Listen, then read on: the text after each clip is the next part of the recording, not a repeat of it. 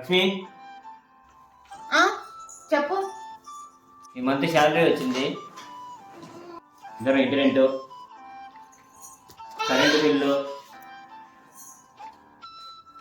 పాపకు పాలు powder. Okay.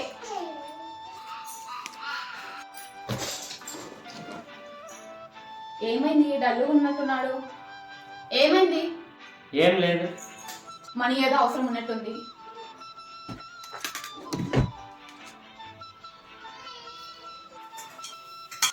అయ్యా, ఈ పని అంతా అయిపోయింది. ఇలా జీతం ఇవ్వాలయ్యా.